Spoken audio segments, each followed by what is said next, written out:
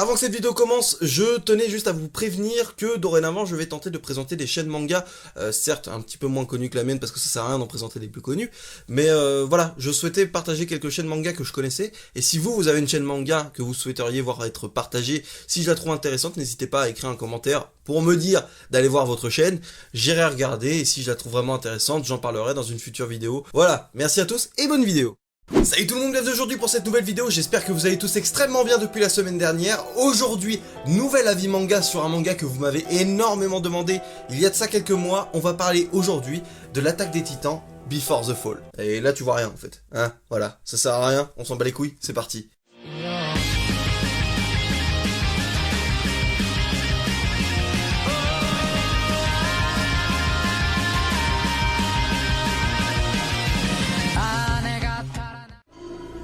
L'Attaque des Titans Before the Fall est un seinen que vous pouvez retrouver aux éditions Pika. C'est un spin-off de l'Attaque des Titans d'Hajime Isayama que vous connaissez déjà certainement, et à l'heure actuelle on peut retrouver 12 tomes. L'apparition soudaine des titans conduit les hommes à ériger des solides remparts derrière lesquels ils se retranchent pour échapper à l'extermination. 30 ans après la construction de ces murs, un monstre parvient à pénétrer dans le district de Shiganshina où il commet un massacre. Dans les rejets qu'il laisse de son festin est retrouvée une femme enceinte, et contre toute attente, son bébé a survécu.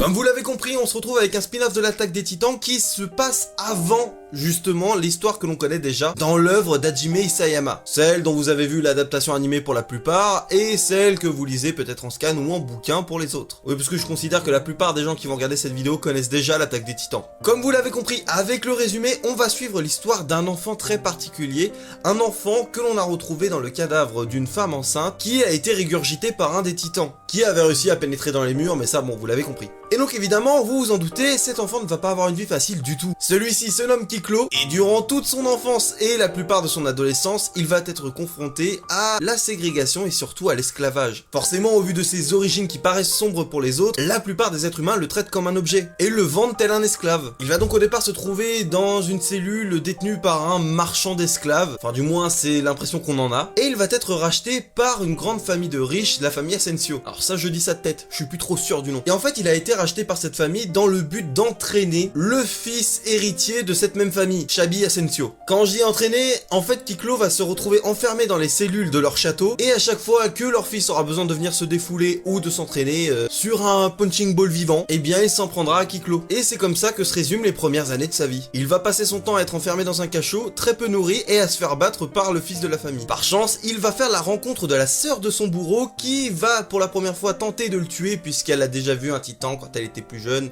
et elle s'est rendu compte que c'était des êtres monstrueux, donc qu'il était très dangereux, et finalement, leur rencontre va tourner totalement dans le sens opposé. Elle va se rendre compte qu'il n'a rien d'un titan, et va très vite se prendre d'affection pour lui. Ils vont donc nouer des liens très forts, et par la suite, vont tenter de faire en sorte que Kiklo s'échappe. Je ne vous raconte pas les circonstances de cette évasion, ce sera à vous de le découvrir dans le tome 1. Ce qu'il faut savoir, c'est que ça ne va pas vraiment se passer comme prévu, et que Kiklo va être accusé d'un meurtre et va être donc poursuivi par la plupart des brigades, et surtout des brigades spéciales que l'on connaît déjà dans l'Attaque des Titans originale, qui vont causer pas mal de problèmes. Et alors après, ça vous a peut-être paru logique, mais le but de Kiklo va être, comme Eren, de rejoindre le bataillon d'exploration. Les motivations sont différentes effectivement, puisque son but pour lui c'est de voir à quoi ressemble réellement un titan, et pourquoi on l'assimile à ce genre d'être. Et il veut donc découvrir s'il est si monstrueux que ça, et si on peut réellement l'apparenter à un titan. Et forcément, de fil en aiguille, il va souhaiter rejoindre le bataillon d'exploration afin d'anéantir tous ces titans. Donc les mêmes motivations qu'Eren. Alors pour ce qui est de mon avis sur l'Attaque des Titans Before the Fall, je vais commencer par les points positifs et ensuite enchaîner sur ce qui m'a un petit peu plus déplu. Dans un premier temps, l'ambiance oppressante est bien plus présente que dans l'Attaque des Titans d'Hajime Isayama. En effet, l'écart de puissance qui existe entre les hommes et les titans est juste titanesque. Ouais bon, ok, j'ai pas fait exprès. Par rapport à celui qu'il y a dans l'Attaque des Titans. Pourquoi je dis ça? Puisque justement,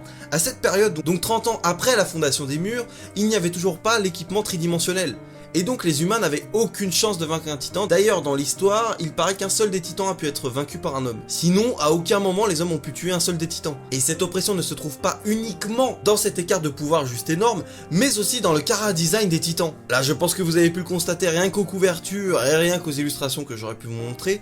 Vraiment, les titans ont une gueule, mais ils te font flipper et te mettent 10 fois plus mal à l'aise que les titans de base. Et c'est réellement l'un des points positifs. Parce que c'est vrai que à force, au fur et à mesure des tomes de l'Attaque des Titans, c'est c'est vrai qu'au départ, les titans faisaient un petit peu peur, mais par la suite, on a complètement perdu cet aspect-là, puisque un humain peut enchaîner une vingtaine de titans sans aucun problème. Un humain assez fort, ok, mais quand même, là, c'est totalement impossible. Déjà, tuer un seul titan, c'est un exploit. D'ailleurs, en parlant des designs, je n'ai pas parlé des dessins, mais les dessins, je les trouve bien plus aboutis, bien plus beaux que ceux de l'attaque des titans. Le truc, c'est qu'évidemment, avec le temps, je trouve que les dessins d'Hajime Isayama sont de mieux en mieux, et j'adore de plus en plus son œuvre au niveau des designs, mais c'est vrai que l'attaque des titans Before the Fall reste quand même un cran au-dessus pour moi. Après, c'est purement subjectif, peut-être que vous n'allez pas aimer les dessins. Et puis forcément, en plus de ces titans qui donnent une ambiance totalement oppressante à l'œuvre, il y a également la situation de Kiklo, notre personnage principal. Comme vous l'avez compris, ce n'est pas du tout la même histoire qu'Eren. Lui, dès le départ, il n'est pas né avec de la chance. Il va directement être considéré comme un objet, va être vendu en tant qu'esclave, et va servir de punching ball humain durant des années. Par la suite, il a la chance de pouvoir s'enfuir dans des circonstances un petit peu compliquées,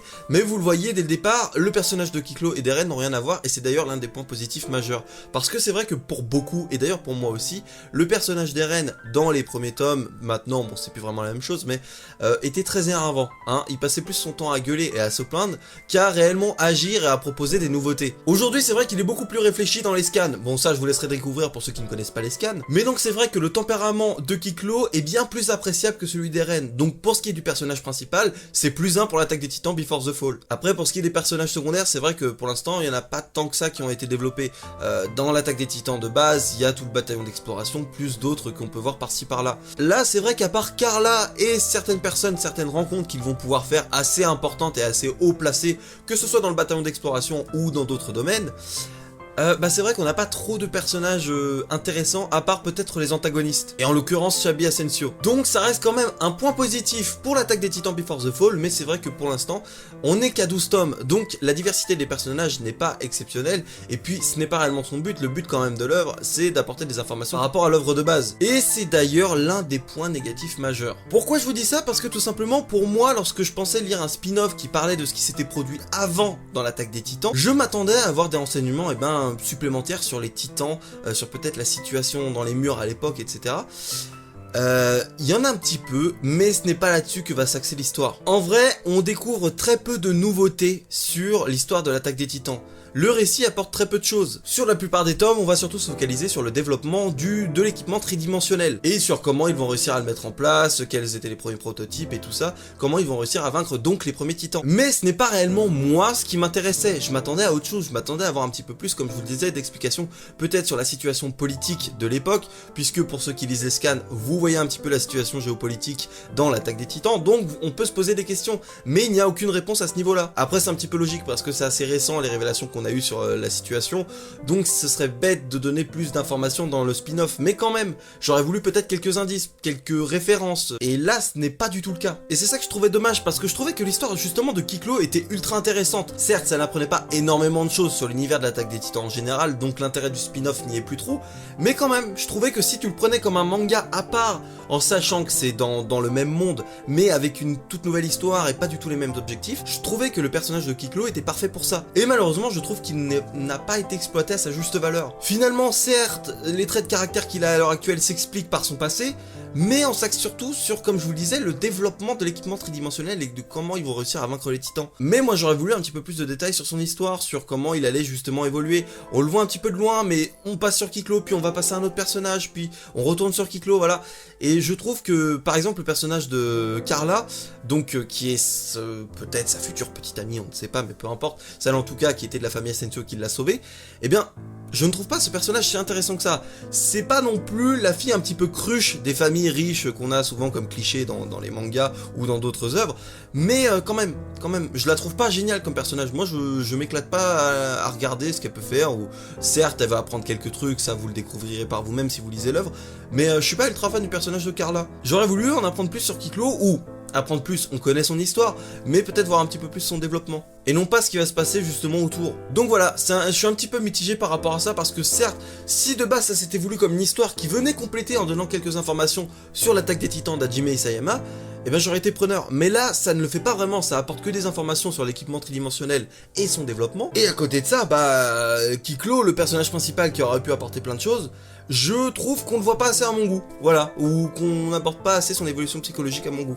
Bon, c'est purement personnel, je suis sûr que certains d'entre vous vont pas du tout être d'accord, mais voilà, je suis un petit peu déçu à ce niveau-là. Après, autre chose qui gravite autour du manga qui me déplaît un petit peu au niveau de cette œuvre, c'est évidemment le rythme de parution. On tourne à pas plus de 2 tomes par an, voire 1 tome par an, et je trouve ça vraiment léger. Là, ça fait je sais pas combien de temps que j'avais lu le tome 11, et maintenant on arrive au tome 12. Alors, peut-être que c'est un petit peu plus par an, mais j'ai vraiment l'impression que ça met énormément de temps, et donc d'ici qu'un nouveau tome sort, j'ai carrément tout oublié, et puis j'ai un peu perdu l'intérêt pour la série. Là d'ailleurs le tome 12 j'ai toujours pas acheté, j'ai toujours pas lu, et j'ai complètement zappé ce qui s'était passé dans le tome 11. En bref, l'attaque des Titans Before the Fall, ce n'est pas du tout un mauvais spin-off, au contraire j'ai bien apprécié, j'ai peut-être même plus apprécié que Birth of Levi. Certes j'ai aimé Birth of Levi, mais comme je le disais, bon avec le recul ça n'apportait pas énormément d'informations, à part sur le même personnage, et peut-être quelques chefs du bataillon d'exploration. Là Before the Fall tente d'aller un petit peu plus loin, mais le problème c'est que c'est pas parfaitement fait et on n'a peut-être pas les informations qu'on souhaiterait avoir. Enfin, que je souhaite avoir, c'est plus ça. Alors oui, ce n'est pas du tout un mauvais spin-off et oui, ça peut être un bon manga pris à part, mais je pense que il aurait été intéressant si on ne souhaitait pas apporter plus d'informations sur l'attaque des Titans, de tout simplement se consacrer vraiment à Kiklo. Et là, je trouve qu'on divague un peu trop.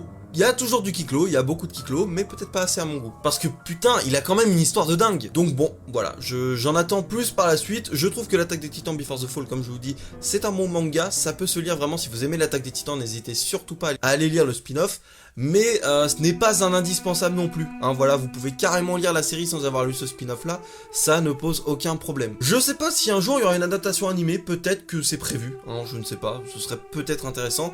Mais c'est vrai que le manga est tellement lent en termes de parution que faire un animé dessus, ça ne vaudrait pas le coup pour l'instant. Et sinon voilà, c'est tout ce que j'avais à vous dire. Merci encore une fois à tous d'avoir suivi cette vidéo. J'espère sincèrement qu'elle vous a plu. Et on se retrouve la semaine prochaine pour parler d'un nouveau manga que je vous présenterai peut-être vendredi prochain. Enfin, certainement vendredi prochain. Sur ce, je vous laisse. C'était Hiro. Merci encore de me suivre. Et à très bientôt pour une nouvelle vidéo. Ciao. Prière de ne pas déranger, le maître de cérémonie voudrait poser quelques vérités sur papier. Le monde va mal, mais ce n'est pas dû à la crise, mais bien au mal, présent dans la tête des gens. Tout comme les stars qu'on est trompés et dirigés vers un chemin maudit, un guet-apens, un pseudo-paradis.